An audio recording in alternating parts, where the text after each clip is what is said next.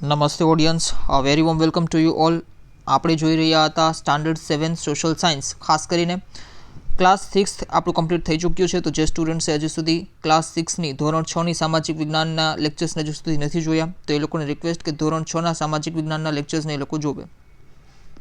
ત્યારબાદ હવે આપણે જે સ્ટાર્ટ કરવા જઈ રહ્યા છે એ ક્લાસ 7થની જે જીસીઆરટી છે તમારી સોશિયલ સાયન્સની, એને આપણે શરૂ કરવા જઈ રહ્યા છે. બિલકુલ 0 લેવલથી આપણે શરૂ કરીએ છીએ, એટલે કોઈ ઇશ્યુ નથી. ઓકે. અને ખાસ કરીને લાસ્ટ લેક્ચરમાં આપણે ક્લાસ 7થની ઇન્ડેક્સ વિશે થોડું જોયું હતું. ખાસ કરીને જે 3 પાર્ટ્સમાં આપણે ડિવાઈડ કરીએ છીએ, જેમ કે હિસ્ટ્રી હોય, સિવિક્સ હોય, જિયોગ્રાફી હોય, આ રીતે. તો એમાં જે હિસ્ટ્રીને લગતા જેટલા પણ ટોપિક્સ છે, જેટલા પણ ચેપ્ટર્સ છે, એ મેં ગઈકાલના લેક્ચરમાં તમને સમજાવવાની કોશિશ કરી ઇન્ડેક્સમાં, કે ઇન્ડેક્સ તમને કન્ટેન્ટ જે છે એ તમને કેવા શું માંગશે. આ સ્ટાન્ડર્ડમાં 7th સ્ટાન્ડર્ડમાં કન્ટેન્ટ કેવા શું માંગે છે, શું તમે સ્ટડી કરશો મેડિવલ હિસ્ટ્રીમાં, એ વસ્તુ આપણે ખાસ કરીને જોયું હતું. બટ હવે જ્યારે વાત આવે છે કે ભાઈ મધ્યકાલીન ભારતનો ઇતિહાસ, લાસ્ટ લેક્ચરમાં મેં તમને ઇન્ડેક્સ સમજાવવાની કોશિશ કરી, બટ મધ્યકાલીન ભારતનો ઇતિહાસ છે શું એકચ્યુઅલી. અને જ્યારે તમે તમારા સિલેબસના ટોપિક્સ તમે જોશો, કોઈ પણ એક્ઝામની પ્રિપરેશન તમે કરતા હોય, હું અહીંયા જનરલ વેમાં ભણાવું છું, એટલે તમામ ટોપિક્સને કવર કરવા એ મારી રિસ્પોન્સિબિલિટી છે. ઓકે, મારી ડ્યુટી છે. તો એટલા માટે પણ તમારે જે ટોપિક્સ તમારી સિલેબસમાં મેન્શન છે, તમે જે કોઈ પણ એક્ઝામની પ્રિપરેશન કરતા હો, એમાં જે સિલેબસમાં મેન્શન છે ટોપિક, એ ટોપિકને ઉપર તમારે વધારે ફોકસ કરવાનું. બટ મેડિવલ હિસ્ટ્રીને સમજવું પણ ઇમ્પોર્ટન્ટ છે. જે રીતે આપણે એન્શિયન્ટ હિસ્ટ્રી સમજ્યા હતા, બિલકુલ 0 લેવલથી ત્યાં પણ સ્ટાર્ટ કરેલું હતું આપણે. ખાસ કરીને હિસ્ટોરિકલ ટાઈમ પીરિયડને આપણે ક્લાસિફાઈડ કરેલું હતું. તમારી બુકમાં આ બધું વસ્તુ નથી આપેલી હતી, બટ એ મેં તમને અહીં કરાવવાની કોશિશ કરેલી હતી. અને એટલા માટે જે છે એ મેં તમને કેલેન્ડરવાળા લેક્ચર્સમાં પણ કીધેલું હતું. જીપીએસસીનું જ્યારે કેલેન્ડર એનાઉન્સ થયું ત્યારે પણ મેં જે વિડીયો બનાવેલો હતો એમાં પણ મેં તમને કીધેલું હતું કે ઘણા લોકો એનસીઆરટીસનું કહેતા હોય છે, બટ મારી લેક્ચર સિરીઝ તમે જોશો તો એનસીઆરટીસને કરવાની કોઈ જરૂર નથી, કેમ કે ઓલમોસ્ટ અહીં ઘણી બધી વસ્તુ જે છે એ હું બહારની પણ કવર કરી દેતો હોઉં છું, જે મને જરૂર લાગે છે તે વસ્તુ. અને જ્યારે જરૂર નથી લાગતી હોતી તો તે વસ્તુને પણ તમારી ટેક્સ્ટબુકને અકોર્ડિંગ હું સારી રીતે સમજવાની કોશિશ કરું છું. એટલે એનસીઆરટીસ કરવાની પણ કોઈ જરૂરિયાત રહેતી નથી. ફાઇન. તો moving on to the next topic, that is the medieval historical time period of India. અને ખાસ કરીને આ જે મધ્યકાલીન ભારતનો જે ઇતિહાસ છે, એ ઘણી વખત એના ક્વેશ્ચન્સ જે છે ખૂબ ઓછા આવતા હોય છે. ગુજરાતની એક્ઝામ્સની જો વાત કરીએ તો ગુજરાતના મેડિવલ ટાઈમ પીરિયડના જે ક્વેશ્ચન્સ છે એ ઘણી વખત આવી જતા હોય છે. મહેમૂદ બેગડો અને આ બધા જે રૂલર્સ અહીંયા જે શાસન કરેલું હતું એના ક્વેશ્ચન્સ વધારે પડતા આવતા હોય છે. બટ સમજવું આપણા માટે ઇમ્પોર્ટન્ટ છે. અને ખાસ કરીને આપણે જીસીઆરટીને એકદમ પોઈન્ટ ટુ પોઈન્ટ આપણે કમ્પ્લીટ કરવાની કોશિશ કરીએ છીએ, એટલે આપણા માટે જાણવું જરૂરી છે. ફાઇન. લાસ્ટ ક્લાસમાં આપણે એન્શિયન્ટ હિસ્ટ્રી વિશે જોયેલું હતું. આ ક્લાસમાં આપણે મેડિવલ હિસ્ટ્રી વિશે જોવાનું છે, હિસ્ટ્રીના પોર્શનમાં. એટલે કે ભાઈ પ્રાચીન પણ નહીં અને આધુનિક પણ નહીં, એ બંને વચ્ચેનો જે ટાઈમ પીરિયડ છે એ મેડિવલ ટાઈમ પીરિયડ અથવા મધ્યકાલીન ભારતનો ટાઈમ પીરિયડ કહેવામાં આવે છે. હજારો વર્ષોનો જે ટાઈમ પીરિયડ છે એમાં શું ચેન્જીસ આવ્યો હશે, એ બધી વસ્તુને આપણે ક્લાસ જે મતલબ 7 છે એમાં આપણે જોવાનું છે. 6માં પણ આપણે ઘણી બધી વસ્તુઓ જોઈ ગયા. હવે આ ક્લાસમાં પણ આપણે ઘણી બધી વસ્તુઓને જોવાની છે. એટલે કે કઈ વસ્તુમાં ચેન્જીસ આવ્યો હશે એ પહેલાં આપણે જાણવું જરૂરી છે. કેમ કે હિસ્ટ્રી અથવા ઇતિહાસ આપણે ભણીએ છીએ તો એનું રીઝન શું છે, ઇતિહાસ ભણવા માટેનું કારણ શું છે, તો કે ભાઈ જે સમાજ સોસાયટી જે છે એમાં ચેન્જીસ આવે છે, પોલિટિકલ સિસ્ટમમાં ચેન્જીસ આવે છે, તે ઉપરાંત ઘણા બધા અલગ અલગ એન્વાયરમેન્ટલ ચેન્જીસ આવતા હોય. આ બધી વસ્તુને સ્ટડી એનાલિસિસ કરી અને કરંટ ટાઈમ પીરિયડ છે, વર્તમાન ટાઈમ પીરિયડ છે, એમાં કઈ રીતે આ બધી વસ્તુ આપણને એક્સપિરિયન્સ આપણને યુઝફુલ થતો હોય છે, એ બધી વસ્તુ માટે જ આપણે ઇતિહાસને અથવા તો હિસ્ટ્રીને જે છે એ સ્ટડી કરતા હોય છે. તો પહેલાં જે છે એ માનવી અથવા હ્યુમન્સ કાચા ઘરોમાં રહેતા હતા, બરાબર છે. કાચા એકદમ મકાન તો ન કહી શકાય, બટ હા કાચા ઘરોમાં રહેતા હતા એમ કહી શકાય. હવે બધી વસ્તુ બદલી ગઈ છે, ચેન્જીસ આવી ગયો છે. આવી જ બધી જે વસ્તુ છે, ખાવા પીવામાં શું ચેન્જીસ આવ્યો હશે, પોલિટિકલ ચેન્જીસ શું આવ્યો હશે, એટલે કે રાજનીતિમાં શું ચેન્જીસ આવ્યો હશે, આ બધી વગેરે જે વસ્તુઓ છે એ વસ્તુઓને જ આપણે ખાસ કરીને હવે આગળ જે સ્ટડી કરવાનું છે. પણ ટાઈમ પીરિયડ બદલી જશે. અત્યાર સુધી આપણે શું કર્યું હતું તો કે ભાઈ પ્રાચીન ભારતના ઇતિહાસને સમજવાની કોશિશ કરી હતી. કઈ રીતે માણસ જે છે એનું ઇવોલ્વ થાય છે. પહેલાં તો આદિમાનવ હોય છે, પ્રિમિટિવ મેન હોય છે, પણ ત્યાંથી ધીમે ધીમે તે સભ્યતા તરફ આગળ વધે છે. આપણે બધું જોયું હતું, ઇન્ડસ વેલી સિવિલાઇઝેશન જોયું હતું, તે ઉપરાંત વૈદિક એરા જોયું હતું. આ બધી વસ્તુ આપણે જોઈ ગયા ઓલરેડી.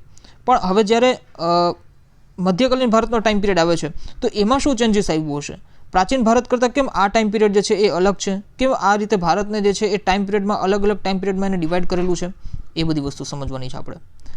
ઘણા બધા તમે જુઓ કે ઘણી બધી વસ્તુઓમાં ચેન્જીસ આવેલો હશે, ઘણી બધી વસ્તુઓ બદલાશે, પણ તે ઉપરાંત જે છે એ ઘણી જૂની ટર્મ્સ જે છે એ પણ હવે બદલાશે.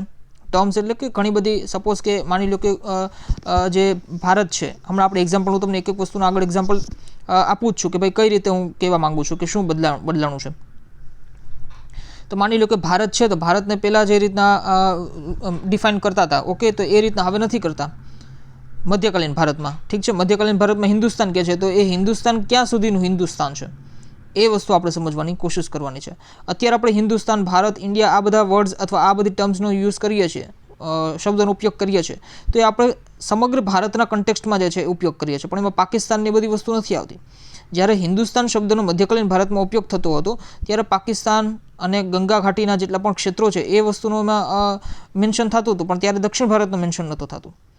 તો આ રીતે ટર્મ્સ જે છે એ ઘણી જૂની જે ટર્મ્સ હોય છે એ હવે બદલાશે મધ્યકાલીન ભારતમાં. તે ઉપરાંત ઇતિહાસકારો જે છે એના સ્ત્રોત જે છે એ પણ હવે બદલાશે. પહેલાં જે રીતે ઇતિહાસકારો નું પ્રાચીન ભારતની જો આપણે વાત કરીએ તો ત્યારે જે રીતના કામ કરતા હોય ઇતિહાસકારો, એની જગ્યાએ હવે જે સ્ત્રોત છે એ બદલાતા જશે. તે ઉપરાંત જે નવા સોશિયલ એન્ડ પોલિટિકલ ગ્રુપ્સ આવશે, આપણે આજ આઈ થિંક ચેપ્ટર નંબર 1માં, ઓકે, ચેપ્ટર નંબર 1માં જે છે એ જ આપણે જોવાનું છે કે ભાઈ કયા નવા પોલિટિકલ ગ્રુપ્સ આવે છે. અને ખાસ કરીને સામાજિક સમૂહ જે છે એ પણ બદલાશે. રાજપૂત યુગની જો આપણે વાત કરીએ તો રાજપૂત યુગ આપણે આવે જ છે, હમણાં આગળ અલગ અલગ જાતિઓ પણ વિશે પણ આપણે આ જ સ્ટાન્ડર્ડમાં જે છે સ્ટડી કરવાનું છે, ક્લાસ 7થમાં જ. તે ઉપરાંત નવા જે રિજન્સ છે, ક્ષેત્રો, અને નવા એમ્પાયર જે છે એ પણ આવે છે, એ આપણે આ ક્લાસમાં સ્ટડી કરવાનું છે. પ્રાચીન ભારતના ઇતિહાસમાં આપણે જોઈએ તો ઘણા બધા નવા ક્ષેત્રો અને ઘણા બધા નવા એમ્પાયર હતા. મૌર્યન એમ્પાયર આપણે જોયું, ગુપ્ત એમ્પાયર આપણે જોયું, ગુપ્ત યુગ, ઠીક છે. તે ઉપરાંત પણ ઘણા બધા નાના મોટા એમ્પાયર્સ વિશે આપણે જોયું. અહીંયા આપણે એક સ્ટેપ આગળ વધવાનું છે. મધ્યકાલીન ભારતમાં કયા એમ્પાયર આવશે, તો કે ભાઈ દિલ્હી સલ્તનત આવશે, મુઘલ કાળ આવશે, વિજયનગર સામ્રાજ્ય આવશે. આ તો હું મુખ્યની વાત કરું છું. તે ઉપરાંત પણ અનેક નાના મોટા જે એમ્પાયર આવતા હોય એ તો છે જ. તે ઉપરાંત જૂના ધર્મ જે છે એનો વિકાસ થશે અને નવા ધર્મો આવશે. ખાસ કરીને તમે જુઓ, નવા ધર્મ એટલે કે ઇસ્લામથી જે છે એ ભારત જે છે એ ઇન્ટ્રોડ્યુસ થશે. કેમ કે ઇસ્લામનો ઉદય આપણે એ વસ્તુ ડિટેલમાં અત્યારે આપણે નથી જોવાની કે કઈ રીતે ઇસ્લામ જે છે એનો બર્થ થાય છે. ઇસ્લામ, ક્રિશ્ચિયાનિટી, આ બધી વસ્તુનો. ક્રિશ્ચિયાનિટી તો એકચ્યુઅલી વહી ગઈ, કેમ કે આ 7મી 8મી સદીની વાત છે, 5મી 6મી સદીની વાત છે. પણ એ જે બધા નવા ધર્મો છે એ ભારત તરફ આવે છે. અને જે જૂના ધર્મ છે એનો વિકાસ એટલે ભક્તિ આંદોલન જે થવાનું છે એની વાત કરવામાં આવેલી છે. ચેન્જીસ આવશે, ધર્મમાં પણ ચેન્જીસ આવશે ને. અત્યાર સુધી જે રીતના ધાર્મિક પ્રેક્ટિસ થતી હોય છે એની જગ્યાએ હવે જે ધર્મમાં પ્રેક્ટિસ થશે એ અલગ હશે, ડિફરન્ટ હશે. એ વસ્તુ આપણે જોવાની છે. આ બધી વસ્તુ જે છે એ આપણે ક્લાસ 7થમાં સ્ટડી કરવાની છે. અને આ બધા ઉપરથી આપણને ખબર પડે છે કે ઇતિહાસ કોઈ દિવસ એક જેવો ના હોય, એ હંમેશા ચેન્જ થયા કરે છે, બદલાતો રહે છે, વેરિયેબલ હોય છે. અને આજના ભારતનો તમે જે શેપ જોવો છો, આજના ભારતનો તમે આકાર જોવો છો, આકાર એટલે કે માત્ર ભૌતિક આકારની વાત નથી કરતો હું, ફિઝિકલ શેપની વાત નથી કરતો, બટ તમામ રીતે શેપની વાત કરું છું. કલ્ચરલ શેપ હોય, રિલિજિયસ શેપ હોય, તે ઉપરાંત પણ પોલિટિકલ શેપ હોય, કોઈ પણ વસ્તુ હોય, એ બધી વસ્તુનું જે ઘડતર છે, બેઝ છે, એ આ પ્રાચીન ભારતના ઇતિહાસમાં, મધ્યકાલીન ભારતના ઇતિહાસમાં અને આધુનિક ભારતના ઇતિહાસમાં જે છે એ થયો હોય છે.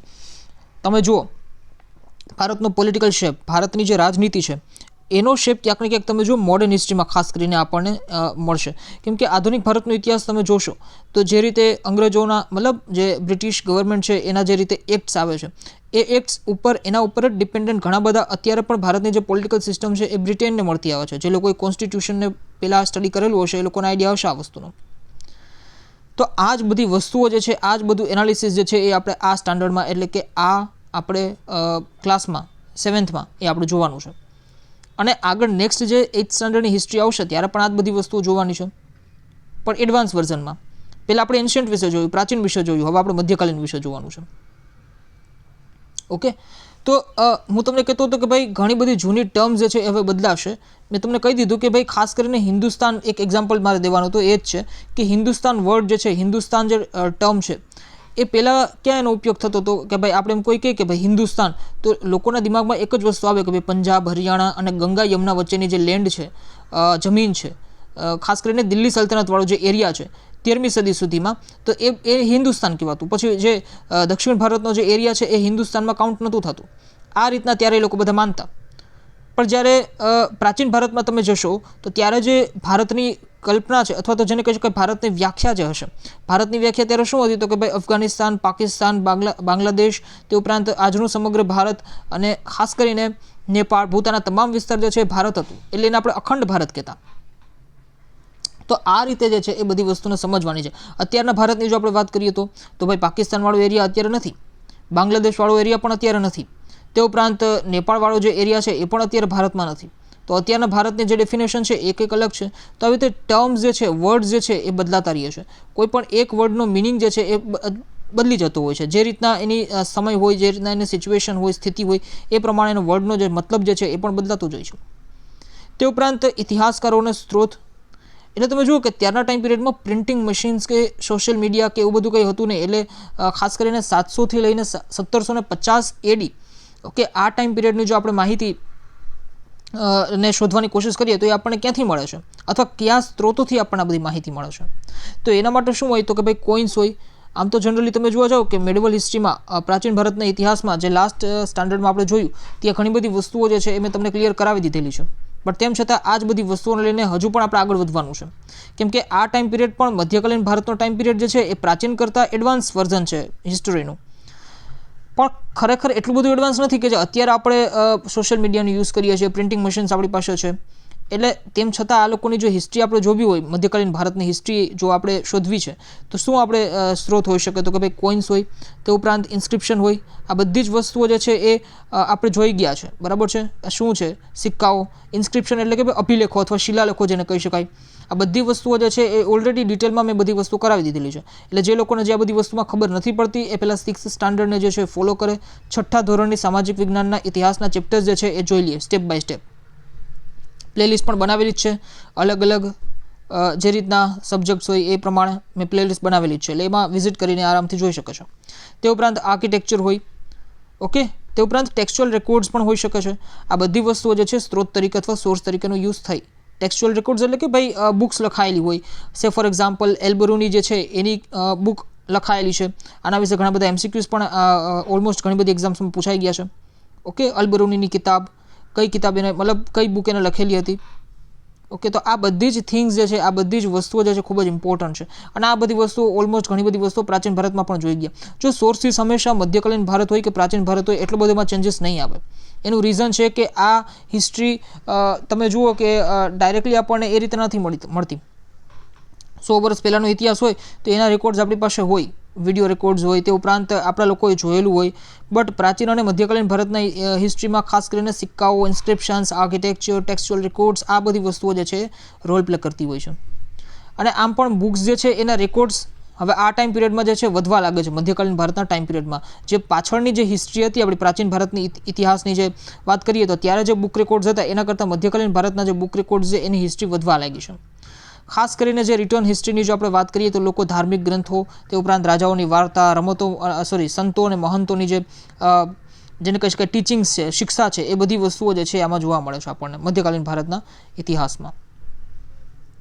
ઓકે, આના ઉપરથી મને એક વસ્તુ યાદ આવે છે, મેન્યુસ્ક્રિપ્ટ વિશે આપણે લાસ્ટ સ્ટાન્ડર્ડમાં જોઈ ગયા હતા 6ઠ્ઠા ધોરણમાં. મેન્યુસ્ક્રિપ્ટ વિશે. મેન્યુસ્ક્રિપ્ટ એટલે શું તો કે હાથથી લખાયેલી હસ્તપ્રતો, ઠીક છે, એના આપણે ટર્મ યુઝ કરીએ છીએ હસ્તપ્રતો. તમારી ટેક્સ્ટબુકમાં પણ આ ટર્મ આપેલી છે 6ઠ્ઠા ધોરણની, હસ્તપ્રતો. ઓકે, હસ્તપ્રતો. આ વસ્તુ વિશે આપણે જોઈ ગયા હતા મેન્યુસ્ક્રિપ્ટ્સ. આને હેન્ડ રિટન બુક્સ કહેવાય છે.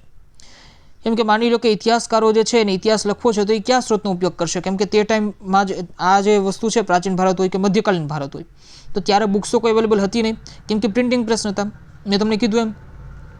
પણ આ હસ્તપ્રતો છે અથવા મેન્યુસ્ક્રિપ્ટ જે છે એ બુક્સ જેવું જ કામ કરે છે.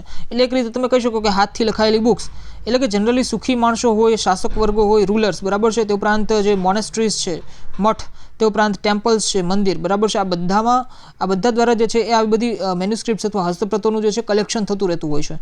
એટલે કે આ એન્શિયન્ટ અને મેડિવલ ટાઈમ પિરિયડની વાત છે. એનું રીઝન શું છે? કેમ કે મંદિર, મઠો અને શાસકોના બધા જે છે એ આવા કલેક્શન પોતાની પાસે રાખે, એટલે સ્ટોર કરે, પોતે જ જે છે નિર્માણ કરાવડાવે, પોતે જ પાછું સ્ટોર કરે, જેથી કરીને ફ્યુચરમાં લોકો એને જોઈ શકે. ઓકે, અને આ જે મેન્યુસ્ક્રિપ્ટ જે લખવાવાળા જે વ્યક્તિ હોય છે એને સ્ક્રાઇબ્સ કહેવાતું હોય છે. આઈ થિંક ગુજરાતીમાં એને લહિયો કહેવાતું હોય છે. ઓકે, તો સ્ક્રાઇબ કહેવાતું હોય છે અને એ જનરલી લખવાનું જ કામ કરતા હોય છે. એ રીતે તમે જુઓ કે સ્ક્રાઇબ જે છે એની ડિમાન્ડ પણ એ ટાઈમ પિરિયડમાં વધારે હશે. તો આમાંથી હજી એક નવો એક કોન્સેપ્ટ જો હું સમજાવવા માંગુ તો સમજાવી શકું કે રોજગારીની તકો, મતલબ જે ત્યારે જે રોજગારી અથવા એમ્પ્લોયમેન્ટ જે છે એ વસ્તુ ખાસ કરીને એની પેટર્ન આખી અલગ હતી. અત્યારના જે એમ્પ્લોયમેન્ટ છે એની પેટર્ન અલગ છે, ત્યારના એમ્પ્લોયમેન્ટની પણ પેટર્ન અલગ છે. આવા જે સ્ક્રાઇબ્સ હોય એને રાજા અથવા તો કિંગ, જેને કહી શકાય રૂલર્સ, એના દ્વારા એને પેટ્રોનેજ મળતું હોય, એટલે કે જેને કહી શકાય કે સંરક્ષણ મળતું હોય રાજા દ્વારા, જેથી કરીને રાજાની અંડરમાં રહીએ અને કામ કરે ઇઝીલી. તો એ રીતે બધી વસ્તુ આપણે જોઈએ ઇતિહાસકારોના સ્ત્રોતો વિશે.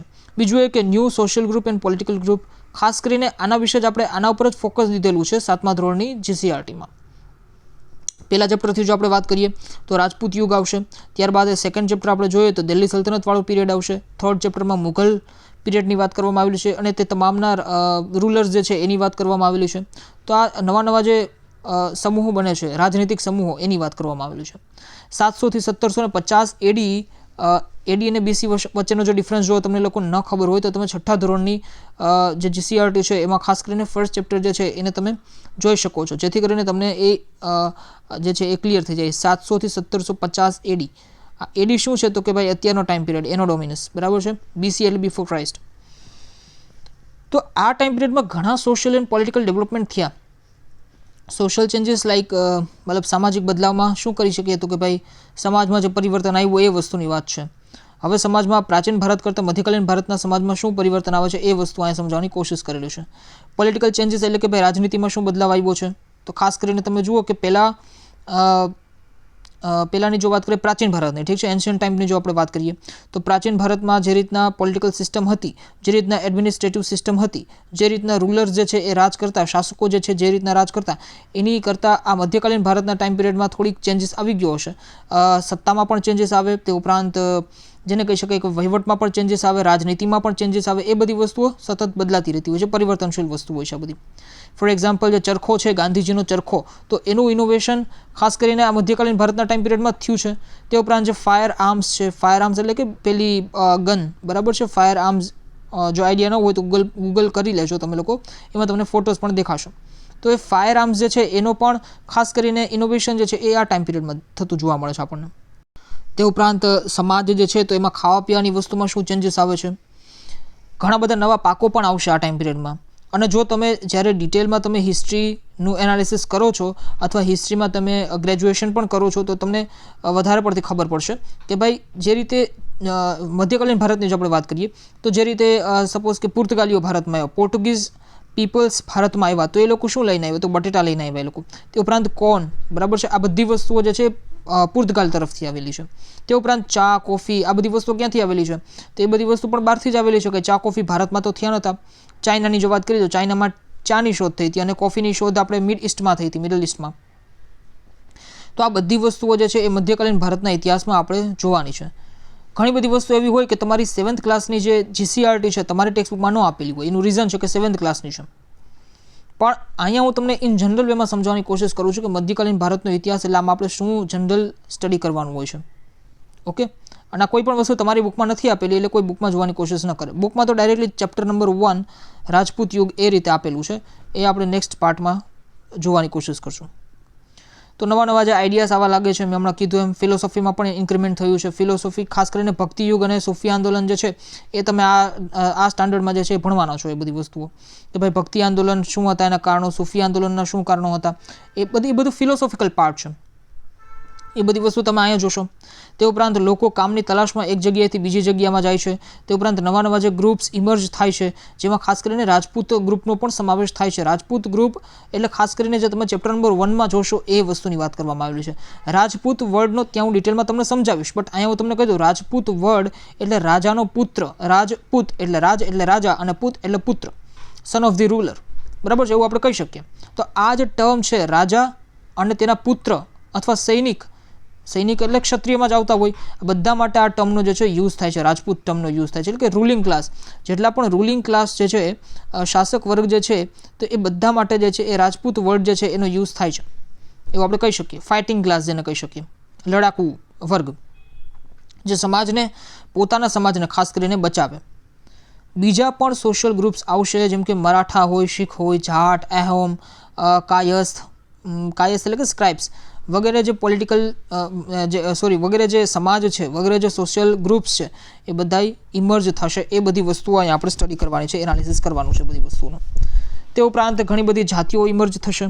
નવી નવી જાતિઓ એટલે કે ભાઈ ખાસ કરીને તમે જુઓ કે નવા નવા જે સોશિયલ ગ્રુપ્સના ઇમર્જન્સથી, જે હમણાં આપણે વાત કરી કે ભાઈ નવા નવા સોશિયલ ગ્રુપ્સ આવશે, ઘણા બધા સામાજિક વર્ગ આવશે, પેલું રાજપૂત હોય, મરાઠા હોય, શીખ હોય, કોઈ પણ હોય, તો એના ઇમર્જ થવાથી અલગ અલગ જે કાસ્ટ સિસ્ટમ છે એ પણ હવે એક્ઝિસ્ટન્સમાં આવે છે. જો અત્યાર સુધી પ્રાચીન ભારતના ઇતિહાસમાં આપણે ભણ્યા તો કન્ફ્યુઝ નથી થવાનું, આ ખાસ કરીને સાંભળી લેજો. પ્રાચીન ભારતના ઇતિહાસમાં આપણે ભણ્યા હતા 4 વર્ણ વિશે વૈદિક યુગમાં ખાસ કરીને, તો એ વર્ણ વ્યવસ્થા હતી. પણ હું અત્યારે જ્યાં વાત કરું છું એ કાસ્ટ સિસ્ટમની વાત કરું છું. તો કાસ્ટ સિસ્ટમ છે is quite different from the વર્ણ સિસ્ટમ, ક્વાઇટ ડિફરન્સ. એકદમ એને કહી શકાય કે જેને કહી શકાય બેસિક ચેન્જીસ છે ભાઈ કાસ્ટ અને વર્ણ વચ્ચે. વર્ણ વસ્તુ એ અલગ છે અને કાસ્ટ વસ્તુ જે છે એ પણ અલગ છે. ખાસ કરીને જે 4 વર્ણ છે, બ્રાહ્મણ હોય, ક્ષત્રિય હોય, વૈશ્ય હોય કે શૂદ્ર હોય, એ 4 વર્ણમાંથી ઘણી બધી કાસ્ટ જે છે એ અલગ પડતી હોય છે, એ રીતે કહી શકીએ. એટલે કાસ્ટ જે છે ઘણી બધી હોય. અત્યારે પણ તમે જુઓ ભારતમાં, ગુજરાતમાં ખાસ કરીને ઘણી બધી અલગ અલગ કાસ્ટ જોવા મળે છે તમને. વર્ણ એકચ્યુઅલી 4 જ હોય છે અને 4 જ વર્ણોનું મેન્શન છે શાસ્ત્રોમાં હોય કે એન્શિયન્ટ ઇન્ડિયન ટેક્સ્ટમાં હોય, 4 જ વર્ણોનું મેન્શન છે. બટ કાસ્ટ જે છે એ ઘણી બધી હોઈ શકે.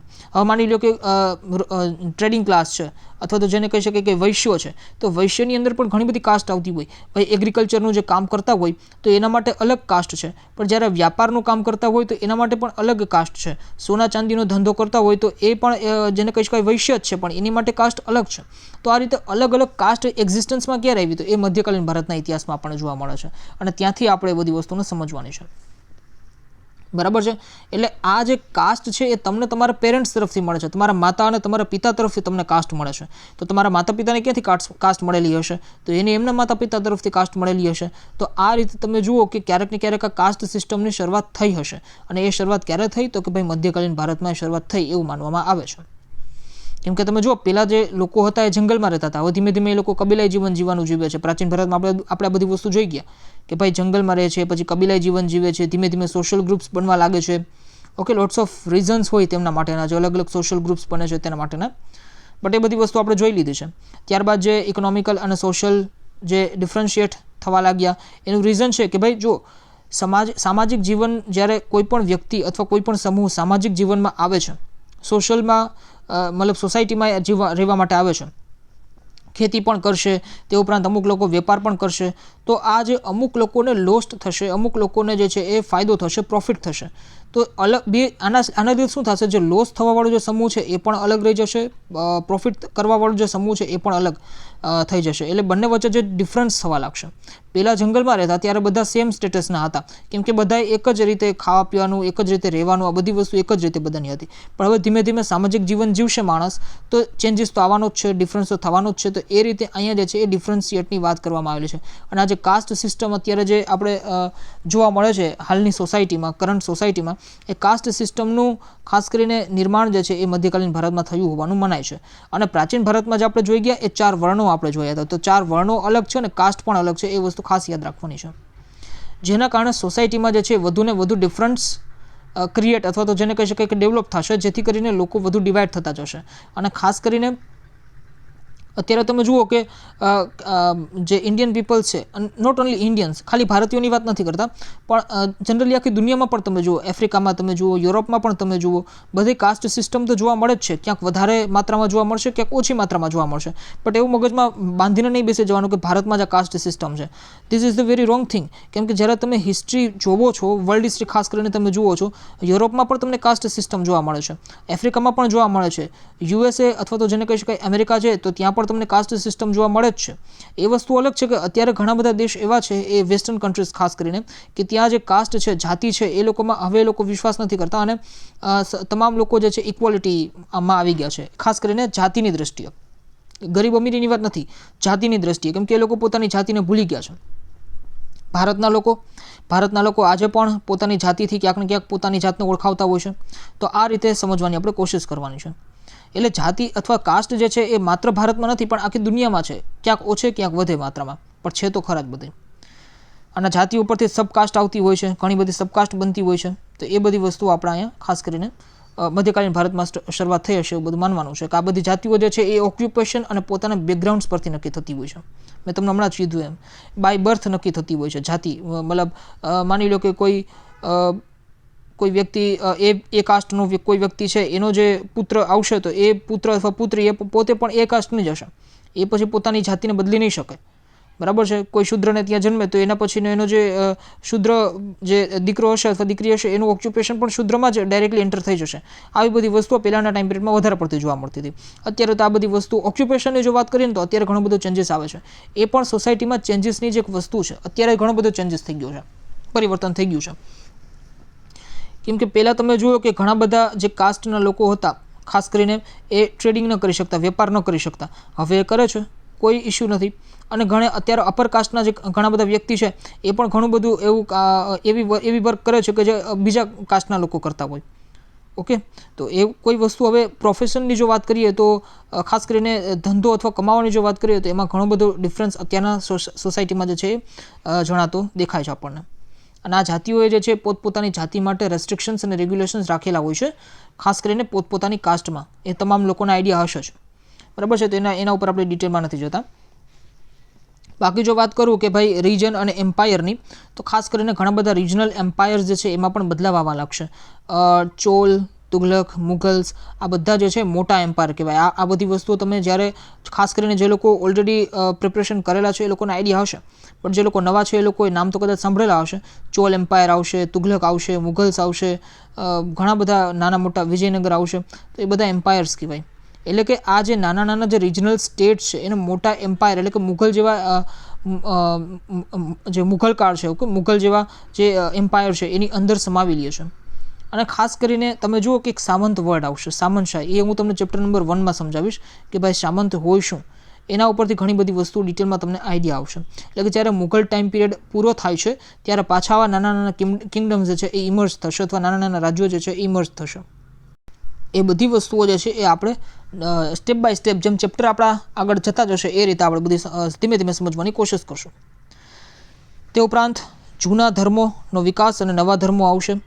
જે રીતે તમે જુઓ કે સોશિયલ અને ઇકોનોમિક આઈડિયાઝ જે છે એમાં ચેન્જીસ આવવા લાગશે. તો એ રીતે તમે જુઓ કે રિલિજિયસ બિલીફ જે છે એમાં પણ ચેન્જીસ આવવા લાગશે. ધાર્મિક જે ખાસ કરીને વિચાર હોય, ધાર્મિક થોટ્સ હોય, એમાં પણ ધીમે ધીમે ચેન્જીસ આવવા લાગશે. ફોર ઇન્સ્ટન્સ બ્રાહ્મણોનું પ્રભુત્વ જે છે એ 8મી સદી પછી વધવા લાગે છે. પ્રાચીન ભારતનો ઇતિહાસ તમે જુઓ તો ત્યારે ડોમિનન્સમાં કોણ હોય છે? તો બ્રાહ્મણ એટલા બધા ડોમિનન્સમાં નથી હોતા. હા, વૈદિક ટાઈમ પિરિયડની જો વાત કરીએ, વૈદિક યુગની જો આપણે વાત કરીએ તો ત્યારે બ્રાહ્મણોનું પ્રભુત્વ જોવા મળે છે. પણ ત્યારે પાછા જૈન ધર્મ અને બૌદ્ધ ધર્મ આવ્યા અને ઘણો બધો સુધાર પણ લાવેલો હતો. પાછું મધ્યકાલીન ભારત આવશે, ખાસ કરીને 8મી સદી આવશે તો પાછું બ્રાહ્મણનું વર્ચસ્વ અથવા પ્રભુત્વ જે છે વધવા લાગે છે. અને આ ટાઈમ પિરિયડમાં તમે જુઓ કે સંસ્કૃત લેંગ્વેજ ઉપર ખૂબ ફોકસ દેવાય છે, ભાર દેવાય છે. અને આ સંસ્કૃત લેંગ્વેજ છે એ તમામ, કેમ કે ઓર્ડિનરી લેંગ્વેજ નથી. આ સંસ્કૃત લેંગ્વેજ જે છે એ લોક ભાષા નથી. તો બ્રાહ્મણોને જ જે છે ખાસ કરીને આ ભાષા આવડતી હોય, ક્લાસિકલ લેંગ્વેજ છે અને બ્રાહ્મણોને જ ખાસ કરીને આવડતી હોય આ લેંગ્વેજ સંસ્કૃત. અત્યારે તમે જોવા જાઓ, અત્યારના ટાઈમ પિરિયડની વાત કરીએ તો અત્યારે જનરલી ઘણા બધા લોકોને સંસ્કૃત આવડતું હોય, ભલે એ બ્રાહ્મણ નથી પણ તેમ છતાં એને આવડતું હોય. તો એ જ તો ઇતિહાસ જે છે એની ખાસિયત છે કે ઇતિહાસ હંમેશા બદલાતો રહેતો હોય છે. ઇતિહાસ કોઈ દિવસ એક સ્ટેટિક ન હોય, સ્થિર ન થઈ જાય. ત્યારની વાત કરીએ તો ત્યારે જે છે સંસ્કૃત ઓલમોસ્ટ બ્રાહ્મણને આવડતું. ઓલમોસ્ટની વાત છે, મતલબ એમ ન કહી શકાય કે 100% બ્રાહ્મણને જ આવડતું, બીજા કોઈને આવડતું જ નહીં. ઓકે, પણ વધુ પડતું બ્રાહ્મણોને આવડતું. અત્યારની જો તમે વાત કરો તો હું પણ સંસ્કૃત શીખી શકું, હું કદાચ બ્રાહ્મણ નથી, બરાબર છે, તો હું પણ સંસ્કૃત શીખી શકું. તમે પણ કદાચ બ્રાહ્મણ નથી તો તમે પણ સંસ્કૃત શીખી શકો. તો આ વસ્તુ જે છે અહીંયા ખાસ કરીને સમજવાની આપણે કોશિશ કરવાની છે. તે ઉપરાંત જે ખાસ કરીને ભારતના પ્રાચીન ગ્રંથો છે, વેદ હોય, પુરાણ હોય, બધા સંસ્કૃતમાં લખાયેલા છે. અને માની લો કે તમારે પૂજા કરવી છે, તમારે પ્રેક્ટિસ કરવી છે તમારા ધર્મની, તો તમારે ત્યારે જરૂર પડતી બ્રાહ્મણોની. કેમ કે ઘણા બધા મંત્રો ને બધી વસ્તુઓ બ્રાહ્મણોને જ જનરલી આવડતી હોય છે. અત્યારે તો તમે જુઓ કે ઘણા બધા મંત્રો તમને ને મને મોઢે હશે, પણ એનું રીઝન શું છે? કેમ કે અત્યારે ટાઈમ જે છે એ બદલાઈ ગયો છે. અત્યારે આપણે સ્પેશિયલી પૂજા કરવી હોય, પ્રેક્ટિસ કરવી હોય આપણા ધર્મની, તો આપણે આપણી જાતે પણ કરી શકીએ છીએ. સે ફોર એક્ઝામ્પલ, હનુમાનજીની કોઈ પૂજા કરવી છે તો તમારા ઘરમાં પણ તમે સારું ચિત્ર, ફોટોગ્રાફ જે છે એ હનુમાનજીનો લઈ આવી શકો, એની સ્થાપના કરી શકો, એમને ધૂપ દીપ અગરબત્તી ગમે એ કરી શકો, મંત્ર પણ બોલી શકો. તો એ બધી વસ્તુઓ જે છે મધ્યકાલીન ભારતમાં ખાસ કરીને ક્ષત્રિય રાજાઓ જે છે એ જ્યારે પ્રેક્ટિસ કરવી હોય, પૂજા પદ્ધતિ કરવી હોય, ત્યારે એ લોકો શું કરતા તો કે ભાઈ બ્રાહ્મણોને બોલાવતા. અને જ્યારે ભક્તિયુગનું આંદોલન થશે, ભક્તિયુગ આવશે, આ જ ધોરણમાં આપણે ભણવાનું છે ભક્તિ આંદોલન. ભક્તિ આંદોલનમાં પણ આપણે જોઈશું કે ઘણા બધા એવા સંતો મહંતો થઈ ગયા, ઘણા બધા ગુરુઓ આવ્યા કે જેમણે ખાસ કરીને સામાન્ય લોકોને પરમિશન દીધી, જેને કહી શકાય કે આજ્ઞા અથવા આદેશ દીધા, છૂટ આપી કે એ લોકો પોતે પણ જે છે પોતાની જાતે બ્રાહ્મણોની હેલ્પ વગર એ લોકો પોતે પણ પોતાની જાતે ધર્મનું પાલન કરી શકે. અને એ જ ધાર્મિક જે આંદોલન છે એની ખાસિયત છે. જેથી કરીને તમામ લોકો ઇક્વલિટીમાં ધીમે ધીમે આવવા લાગ્યા, એટલે કે ભાઈ સમાનતામાં આવવા લાગ્યા.